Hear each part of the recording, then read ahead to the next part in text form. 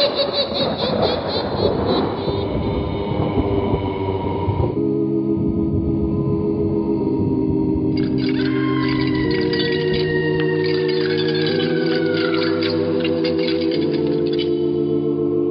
Mysterious Old Radio Listening Society podcast.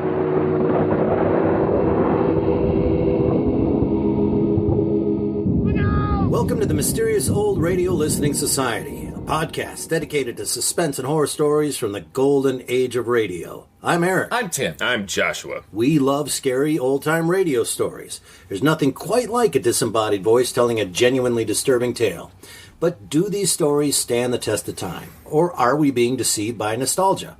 Are they suspenseful or forgettable? Bone-chilling or butt-numbing? Well, that's what we're here to find out. For tonight's episode, I've chosen The Nameless from the Hermit's Cave, a series featuring one of the most unforgettable hosts in the golden age of radio. A group of actors known as the Mummers started using the character of the Hermit as part of sketches they performed in the early 1930s on WJR in Detroit. They developed an early version of the show in the Hermit's Cave, probably taking a lot of inspiration from The Witch's Tale. In 1937, Olga Cole sponsored the show, which became simply The Hermit's Cave. Over the next 10 years, more than 500 episodes are produced, which doesn't take into account the episodes produced when versions of the show were exported to the West Coast twice. Once as The Devil's Scrapbook from 1938 to 1939, and again as The Hermit's Cave from 1940 to 1944. The Hermit's Cave was one of many series to be rebroadcast as part of the Armed Forces Network's Mystery Playhouse, hosted by Peter Lorre during World War II. In his introductions for The Hermit's Cave, Lorre welcomed listeners to The Hermit's Cave by saying, "High on some lonely promontory lives a strange old fellow. He's the Hermit. His home a cave, hollowed from the rocky hillside. His only companions a pack of evil-looking, evil-smelling dogs. It has been said that no tale of mystery or horror of this world or the next has escaped the Hermit's knowing gaze." So he's from Ren and Stimpy. This episode, The Nameless, ironically is widely known by a second name, namely, The Nameless Day. It's a little difficult to pin down exactly when this episode originally aired, probably 1940? So now, it's time to listen to The Nameless. Eric? Forget the petty distractions around you. Forget what you think you know. Forget everything but what you hear right now. It's late at night and a chill has set in. You're alone and the only light you see is coming from an antique radio. Listen to the sounds coming from the speaker. Listen to the music and listen to the voices. The Mummers in the Little Theater of the Air.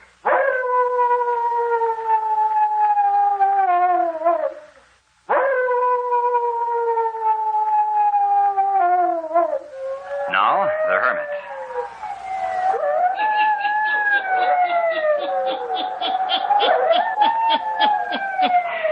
Ghost stories, weird stories, and murders, too.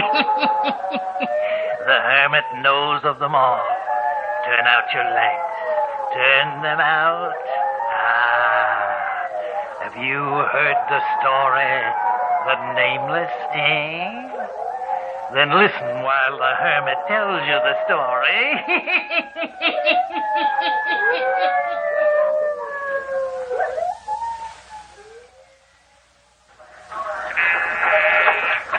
Hardin Wilgen Company.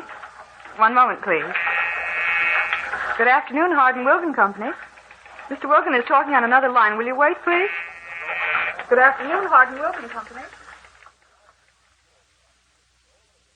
No, don't want any of it. Our advertising must pay for itself. I haven't any money to throw away on questionable charity.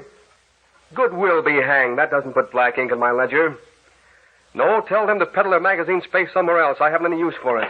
I didn't make my money to give it away. I have enough brains to make it. Let's hope I'll continue to have enough brains to keep it. Hello? Yes, Wills. Republic, 70,000 units, yes. American, 140,000 units. Standard, 95,000. That's grand, Wills. Huh? Well, never mind about that. You just bring in the orders. I'll take care of filling them on time. Yeah? Yep. Right. 305,000 units in one day. I knew this invention would bring me a fortune. Over 3 million units the first year. Hardin Wilgen, a millionaire in 3 years. A millionaire. That's all that counts. A millionaire.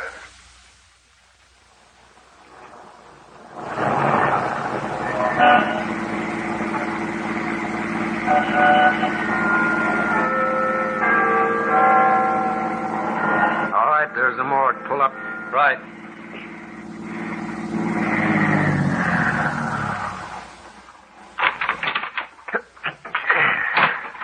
Hello, Alec. Hello. So what you got? Another John Doe for you. John Doe, huh? Yeah. All right, bring him in. All right. You got that in, Bill? Yep. Go ahead. Where's he from? Out by Coleman Swamp.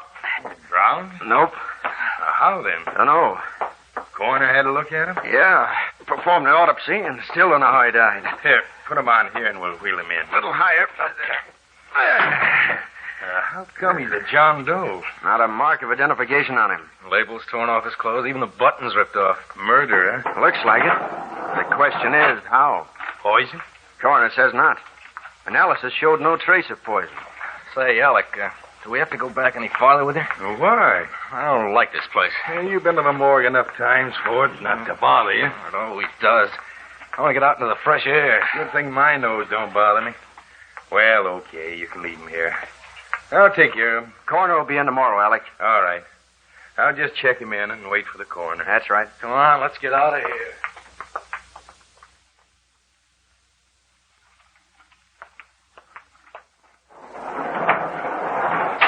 John Doe. Always bothers me when they bring them in. When they're not identified, they end up in Potter's Field. Seems to me a feller's soul just don't rest right when he's buried in Potter's Field as John Doe. I suppose when the names are read off, he'll know which one to answer to, and it'll be all right. But until then, I just can't see how his soul could rest peaceful. Now, let's see now. You'll take number 9 place. There. There, John Doe, number 9. John Doe, number 9. What? John Doe, number 9. Who's talking? Must be hearing things. This place always did have strange echoes. Maybe the souls had got separated from their bodies too quick. I hope someone claims you, John Doe, number 9.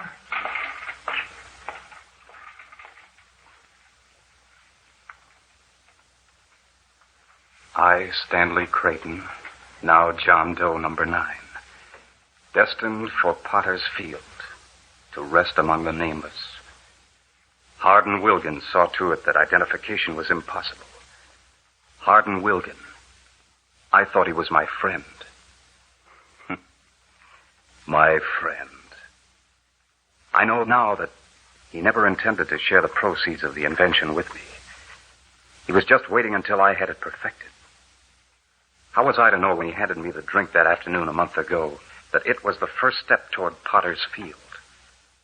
It was in the little shack in Coleman Swamp where he'd gone for privacy. Wilgen said, Nearly finished, Stanley? Yes, Wilgen, and it's going to work this time. It's going to work. Good. What have you been doing in the kitchen? Just mixing up a little celebration drink. You chemists are always mixing up some new concoction. Well, here, stop a moment and try it. All right.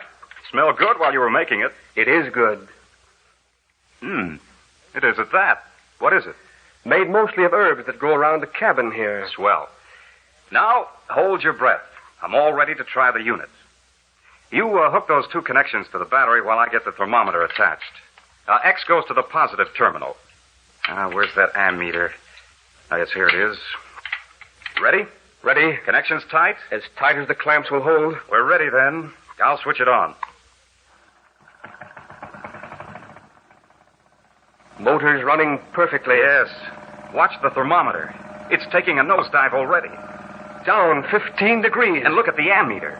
The motor's drawing less than 3 amps of current. The experiment is successful, then? Of course it's successful. The unit will completely cool an automobile in less than half an hour, and will keep it cool as long as needed. The motor draws less than 3 amps. That's less than a car radio. The unit can be run off the car battery indefinitely? Of course it can. All the battery needs is normal charging. Hardin, the Wilgen Creighton unit is ready for the market. The Wilgen Unit. Let's drink on it. Our fortunes are made. Wilgen, we're rich. Of course we'll drink on it. Bring on your witch's brew. That's a good name for it, Stanley. Encase the motor as we've planned, and you won't hear a sound from it. Here we are, Stanley. To riches and easy living. To the successful marketing of the Wilgen Creighton unit. And then on to more inventions. Hey, you'll have to tell me how you make that drink. Has a bitter taste that I like. Yes, I'll tell you. Stanley, are you sure the unit is perfect? Wilgen, I'd stake my life on its perfect performance. That's a high stake. That's how sure I am that it will do the work. The next thing is to get the necessary patents. You have all the papers, haven't you? Yes. Why don't we draw them up now? Why not wait till the morning? We'll do that first thing. All right. I feel a little sleepy. Do you? I think I'll turn in a few minutes. Might be a good idea. I'm not very sleepy. I think I'll sit up a while. That drink seems to have gone to my head. In what way? How do you feel? Very dizzy. My head feels very heavy. Not as heavy as it will feel in a few more minutes. What do you mean? Is it supposed to work that way? Yes. It is supposed to work that way. Why do you say it that way? Stare at me the way you do. The Witch's Brew. That was a good name you gave the drink. Don't you feel dizzy, too? No. I didn't drink it. Didn't drink it? No.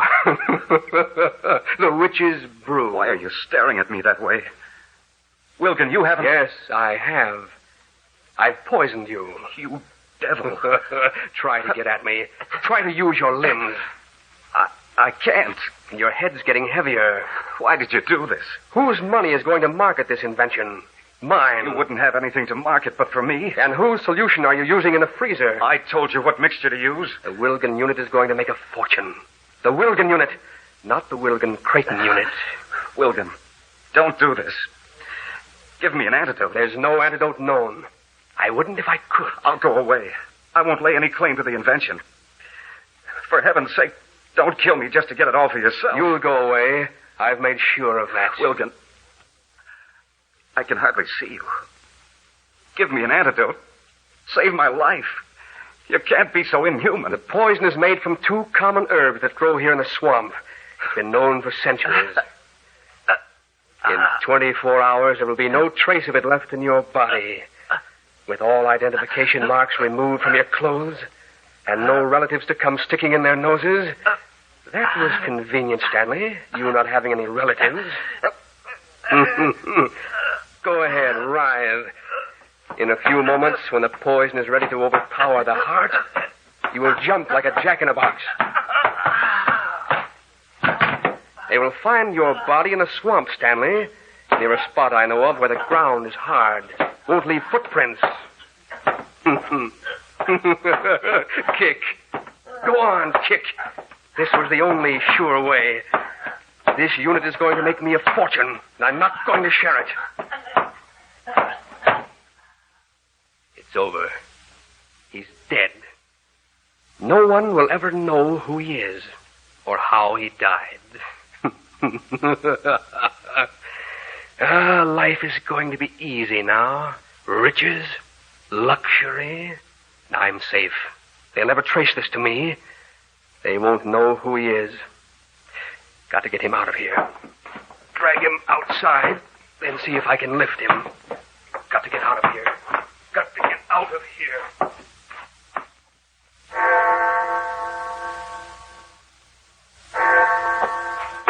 Got to get out of here. Got to get out of here. John Doe, number 9.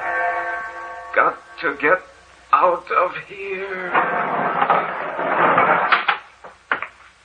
I don't like this making the rounds in the morgue at night. Never did. Somehow I like it less tonight. Too many echoes in this room tonight. What was that? Got to get out of here. Too many echoes of lost souls in the morgue. It's number 9. I swear I saw his hand move. It is moving. It is. It raised its head up and looked at me. Number 9 is getting up out of his coffin. Got to get out of here. Talking. I hear him plain. Help! Help! They're moving and talking. Help! Help! John Doe, number 9. Got to get out of here. Got to get out of here. John Doe, number 9. Got to get out of here. John Doe.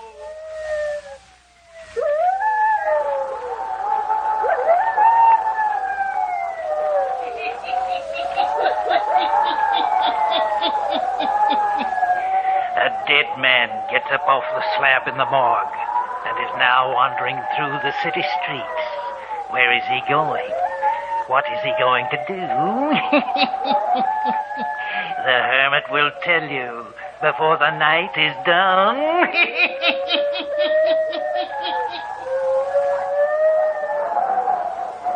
Now, the Hermit again.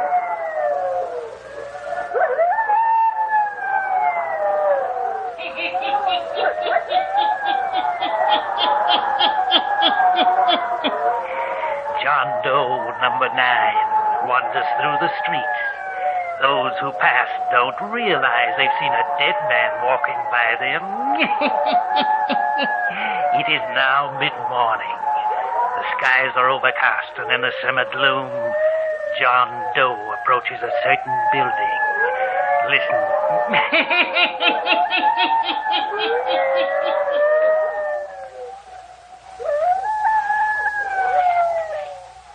Going up. Up, please. Take me up, please. John Doe, number 9.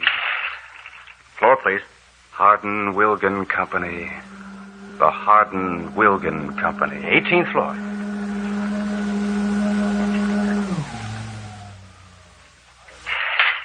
Harden Wilgen Company is the third door to your right, sir. I know. Third door to right. What's the matter with that guy?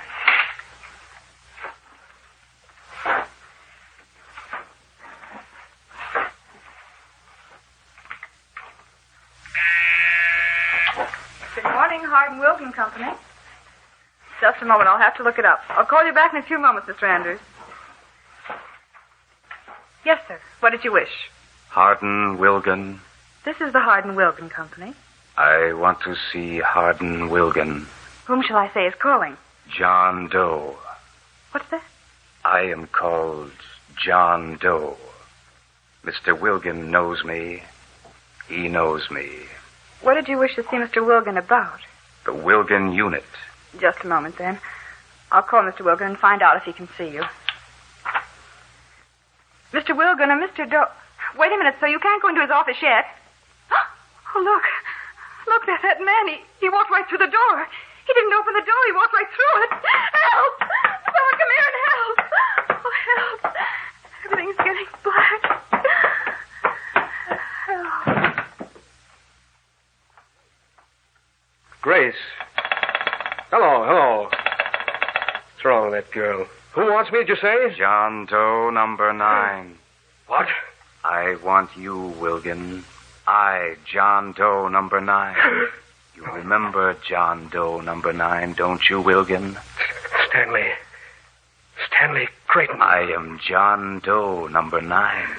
For a moment, I thought you were Stanley Creighton. You look like Stanley Creighton. John Doe now. Number 9. How did you get in here? What do you want? You. Harden Wilgen. I want you. Get out of here. Get out of my office. Who are you? You know me, Wilgen. You remember the witch's brew? Stanley. You remember now. Stanley Creighton is dead. You're an imposter. No Get out. longer am I Stanley Creighton. You saw to that. I'm John Doe, number 9. My residence is the morgue. My resting place, a cold slab of marble. Get out of my sight. Look at my hands in the daylight, Wilgen. They're turning black. The blood is drained from my body. Go stop. Look. Look, Wilgen. See? Here is the long slash on my body. The autopsy revealed no poison. You were right. Your crime was clever. You reckoned with everything but me. Get away. It'll do you no good to call for help, Wilgen. You've come face to face with me. Your face is white hot now, too. Like mine. Your heart is burning with fear. Your time on Earth is almost drained away. Help! Your mouth is dry and parched, Wilgen. You feel dizzy. No. Try to use your limbs. You can't. A glass of water sitting in front of you. You need water. Yes. Drink it, Wilgen, drink. It wasn't water, Wilgen. Poison. What? You hear me? Poison. You have drunk poison. Help! Help! I'm choking. I can't breathe.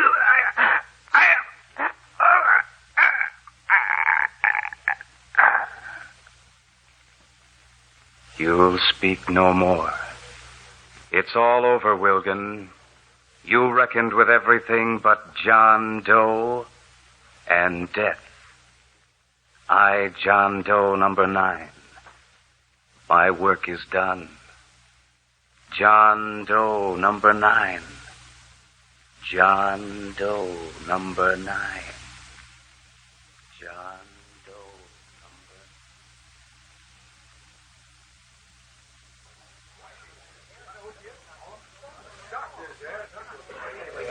I found her just like this, Doc, lying on the floor. She just fainted, that's all. She'll be all right in a moment. I thought I heard someone call help. Sounded like it came from the Wiggins Company, so I ran in and found her lying on the floor. Then I ran down to your office, Doc. She's going to be all right. Take a drink of this, please. She was calling help. Help. That's what she's saying now. Mr. Wilgen. Mr. Wilgen. What about Mr. Wilgen? A man who said his name was John Doe walked right through the door. Walked through it. I saw him. He what? Don't you understand? He wasn't real. He vanished through the door into the office. Is this Mr. Wilgen's private office? Yes. He vanished through his door. I guess I'd better find out from Mr. Wilgen what this is all about. Mr. Wilgen. Pardon me, Mr. Wilgen, but... Wait. What's wrong here? Come in here, quickly. What's wrong, Doc? Mr. Wilgen is... The man is dead. Dead? Dead. The man. The strange-looking man. He walked through the door, came in here and killed Mr. Wilgen. There are no wounds. Must have been his heart. I have never seen such a look on anyone's face before. He died in horror. Terrible horror.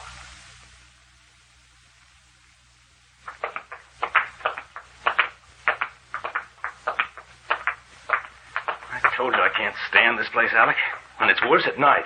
You think I like it after all that's happened? What are you bringing me back for? I just gotta see. I gotta see. You talk like a wild man. I think I'm losing my mind. Here. We're going to look at him. Who is it? You remember? John Doe, number 9? Yeah, I remember. He's lying here quiet now. Like all the dead lie. Sometimes you think you can see him breathing. Oh, cut it, Alec. I heard him. I heard him speak. I saw him move last night. I saw it. You know, you're plain nuts. Is that so? Well, listen. You saw the evening paper, didn't you? Sure, I saw it. You read about Hardin Wilgen, didn't you? Yeah, I read it. Died in his office today. Sure he did. The coroner says it was just a case of heart attack. No signs of murder. Yeah. Well, what are you talking about? They didn't bring the body of Hardin Wilgen to the morgue. No. But you read about the girl in his office, didn't you? How she says a strange-looking fellow came in the Wilgen Company, said his name was John Doe, and how he walked right through the door. They say she was seeing things. Well, what about it? And listen. You know what I think? It was this John Doe. Him, lying here. He walked into that office. Alec, Alec, you are crazy. Crazy, am I? Dead bodies lying in morgues. Well, they don't get up and walk out in the streets. You don't think they do. No one thinks so. But me, I think so. Now I do. I tell you, I saw this John Doe number 9 move on the slab last night. I heard him speak.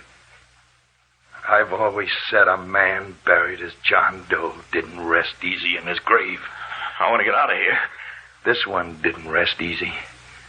Even before we put him in the potter's field. It's like he really didn't die at all. And look at him now. Lying here. Quiet. Quiet and somehow peaceful. You know, he even looks different than he did last night. Sort of like he had gone to sleep in death.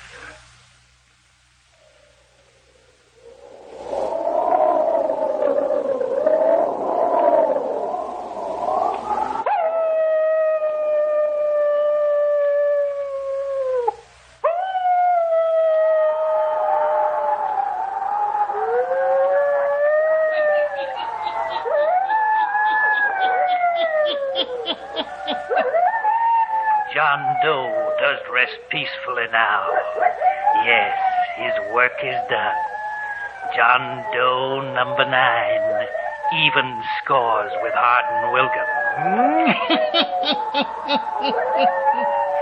Turn on your lights. Turn them on. I'll be back. Pleasant dreams.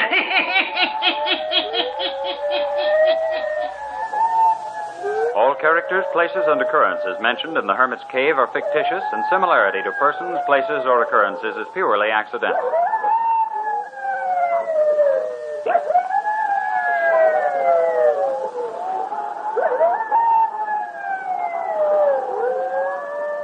That was The Nameless from The Hermit's Cave. You're listening to the Mysterious Old Radio Listening Society, a podcast dedicated to suspense and horror stories from the golden age of radio. Once again, I'm Eric. I'm Tim. I'm Joshua. And this week, the selection was made by Tim. Yes. And so, as we start always, Tim, why the hell did you pick this? 2 reasons. I was very anxious to get the Hermit's Cave in here so I could start saying weird stories whenever I wanted to, and there was some sort of context for it. You can do that. And murders, too. Murders, too, is a bonus. I really felt I needed to hold that back until we had an episode of the Hermit's Cave, so now it's going to be that all the time. Weird stories. Second reason, yes, is that I feel like this story has an element of horror that isn't around anymore, of horror stories that were just meant to be a little disturbing. Not necessarily scary, but unsettling. And I don't think those sorts of horror stories are around anymore, and I kind of wanted to talk about why or what's their worth these days. A couple things. First time you heard it was for this podcast, or was it something from the past that you brought back for this podcast that you'd heard before? I had heard a different Hermit's Cave story that I was looking around for stories from this, and this was a better audio quality, so I decided on this one. All right. And the Hermit's Cave, we said in the beginning, I did not know this. This is not one of the more well-known old-time radio shows. If you say to an average fan or someone who's new or whatever, Escape or Lights Out or The Shadow. The Shadow, thank you. Yeah, they would say, yep, those would be named. But over 500 of these episodes were total, done. Over 800, including the West Coast ones. Right, and I Love a Mystery went through that same thing where there was, I don't know, thousands, I don't know, I'm making up numbers now, but yes, they did a West Coast version, and so there, but it's not well known. It's not in the lexicon of pop culture like we remember it. And I'll be honest, this is only the third Hermit's Cave I've ever listened to, and I did for this podcast. I've just kind of not spent a lot of time on this. Have you listened to a lot of these? There's not necessarily a lot still existing to listen to. I've maybe listened to 4 or 5 total. Do we know how many are left of these? This is one of those couple sad dozen, I think. There aren't a lot of them. I have an old cassette box set of Hermit's Cave with this really bad artwork of the Hermit on it. So I've probably heard. Does it look like Schlep Rock from? Yes, Captain Caveman. Yeah. Captain Caveman is who I keep picturing. Captain Cave Hermit. Yeah, that's it. That's the highest your voice goes, right there. So yeah, I found that really. I did not know that. Oh, so that's sad. There's a lot missing. Maybe it's sad. We don't know. Probably. So, what element of this, Tim, did you like? Again, I can't overemphasize how much I love the Hermit himself and his little intro. The Hermit kills me. He's sort of like he's half scary, half wacky prospector. He's like, there's gold in them there hills. He has that quality, right? Half. Right, it's at least it is a wacky prospect. Come on.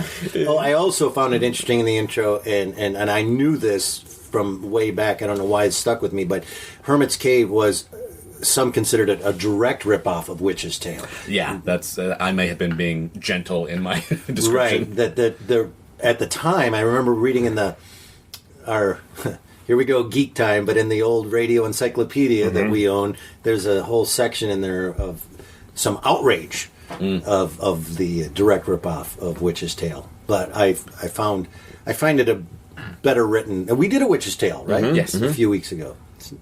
Also in the story, like I say, as a straightforward, is this suspenseful? I don't really think it is. But there's something weird about... Can't not do it. Right. About the state of this guy after his death, that he's just sort of repeating the last thing he heard before he died. He's repeating this name over and over and over again. Oh, we'll talk about that. And I do think it's one of the more effective things. It is maybe overdone, but at first it's very effective, that repetition of John Doe number 9. And that it's not necessarily meant to be... Like, today, horror is gore or jump scares, kind of, I think, of suspense. And this is mostly just... It's unnerving. It's unsettling to hear this guy experience this. Yeah. Do you guys remember the joke? God, I might be going on a little. Do you remember a joke that was just a guy repeating, "Guess what I can do with my slippery, slimy gopher guts"? Do you remember that joke? Nope. No. So this conversation is about to go nowhere. Okay. But it reminded me of that Let's joke. record it. It's one of those jokes that goes on for as long as you want it to go on and has no punchline, but you just keep, "Guess what I can do with my slippery, slimy gopher guts." Somebody out there will remember it. But him saying, "I am John Doe number 9," I started to say that phrase in my head. Not only that, as Tim was actually, you guys were watching me listen to this episode, every time he said number 9, I said number 9. No, yeah, of number course. 9. There's the Watusi. The twist. Eldorado. Number 9. Number 9. Yeah. Joshua, thoughts? Yeah, I hear what Tim's saying about it being an older style of mystery show, but I think to a certain extent it just sort of lacks any, I don't want to say twist, because I don't think everything has to be a shock at all, but it just sort of goes straight forward, and everything you expect to happen happens, and there isn't really anything surprising about it, nor is it really shocking or gory. No. You know, it is just like we're gonna start this train moving, and it's gonna end where you know it's gonna end. Except for one thing. There's one moment. He walks through the door. Yeah. Okay, yep, that's kind of a shocking moment. Wait, that's the one thing he does that's unusual. And I'm like, wait, he's a zombie, right? He's a walking dead, came from the morgue. But then you realize, and as it comes to the end, I'm kind of defending this more than you are, I think. We're led to believe at the end, when they're back in the morgue or in the slab or whatever, that he's never left. So it's a manifestation of John Doe number 9, not really him. But then they take it too far, and they say, so now he's walking around the streets. He's out there. There's an you almost can't recognize dead guys. Yeah, there's an almost farcical element. Like I feel like this might have been better as a comedy. Like when he goes and talks to the elevator attendant, and then he goes talks to the secretary. John Doe number 9. I have an appointment. Exactly. Going up. David Cross is John Doe number 9. Just says everything like this because I'm dead. There's 2 parts that I found worthwhile for a horror story. The prolonged poisoning scene. It's weird when he says, "Yeah, kick." Yes. He's like getting off on it, and you hear the sound effects really effective there, and you get this idea of it just body, writhing. That is the most effective horror element in this entire episode. And then paralleling to that, this idea that he's just sort of, I don't know if it's meant to imply he actually poisoned his former partner, or he just comes back and tells him, "Drink this, you drank poison, now you're dead," and he just talks him into dying.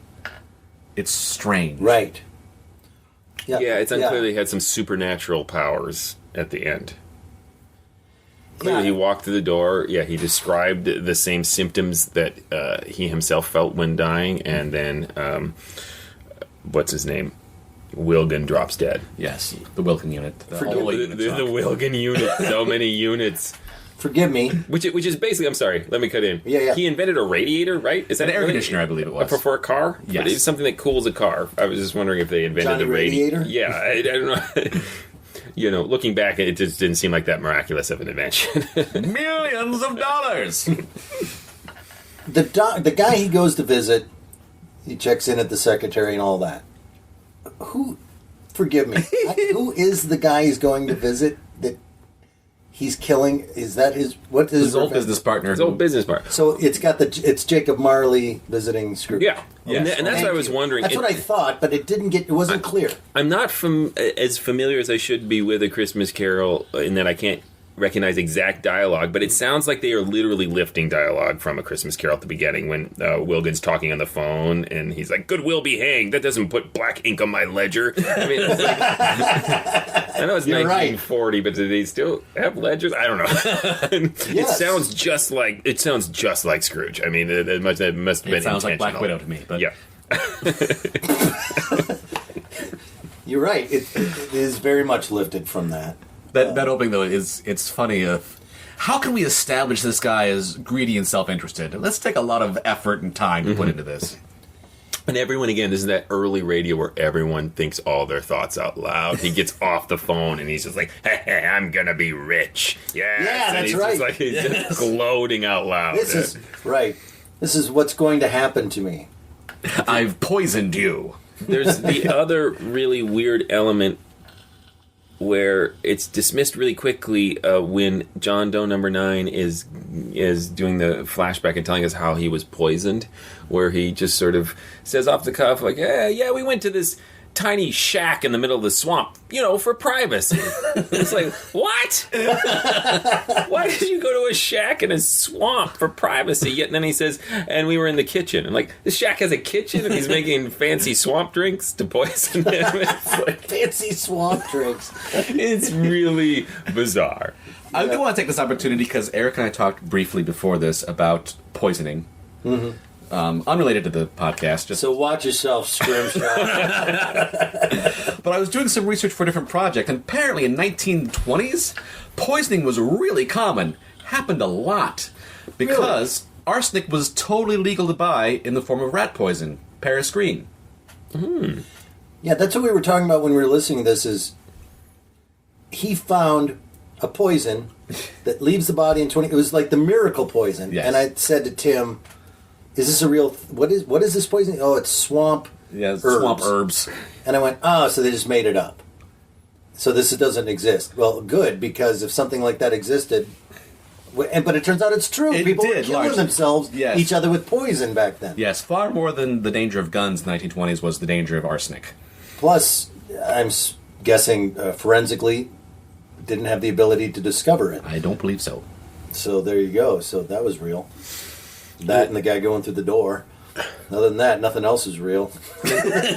Alec, the morgue guy, was pretty funny. How he'd just chatter away to the dead guys, and everything's really. I actually enjoyed that. I did too. I thought it was good character.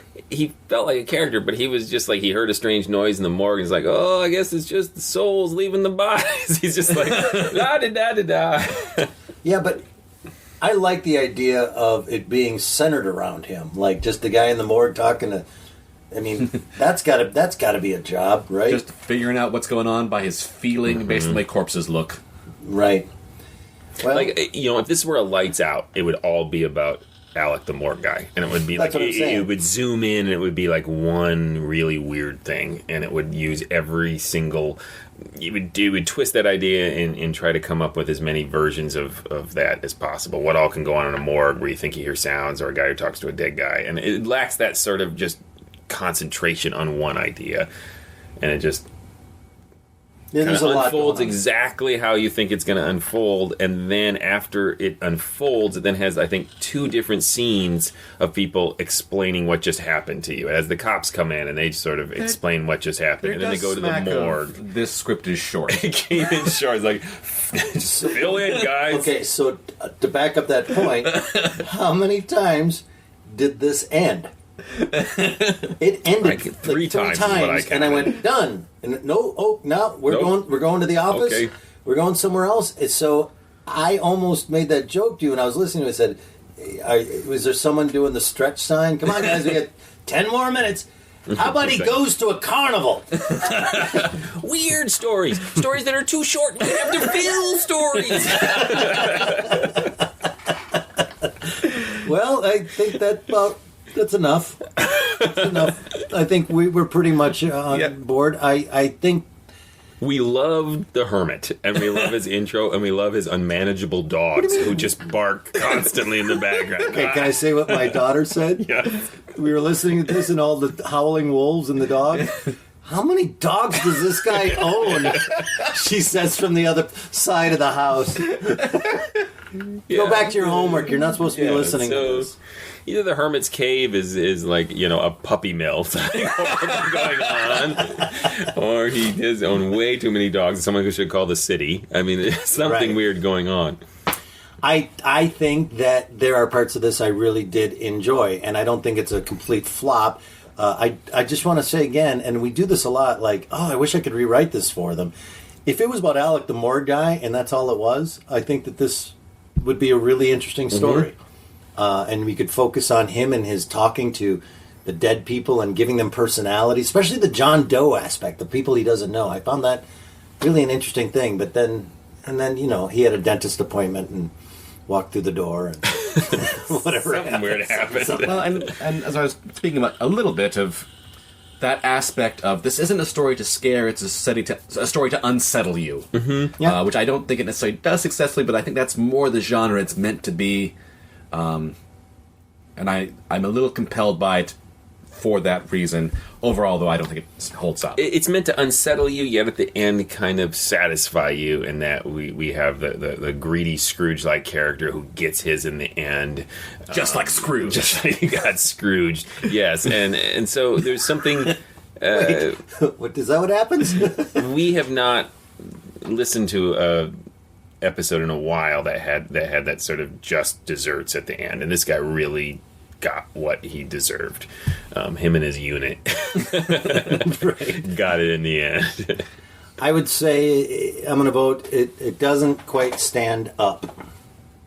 I agree.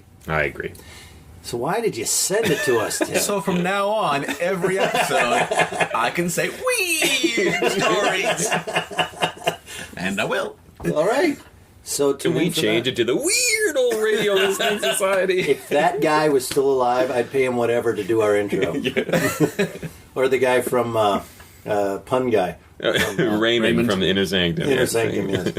All right, well, that does it. This is the Mysterious Old Radio Listening Society podcast. We are dedicated to suspense and horror stories from the golden age of radio. If you'd like to learn more about this episode, these people, listen to past episodes. Find out what we're doing other than this podcast. A lot of us have some great shows that you can see us live at. Come and see us, please. You can go to GhoulishDelights.com. That is GhoulishDelights.com. And as long as you are on iTunes, hopefully, listening to this, this is what you should do. Write a review. A good review. A good review. Write a nice review. Yes. Just be nice. Right? Yes. 5 stars. It was weird. All right. Well, thank you so much. Once again, I'm Eric. I'm Tim. I'm Joshua. Thank you so much for listening. And as always, remember... Look out!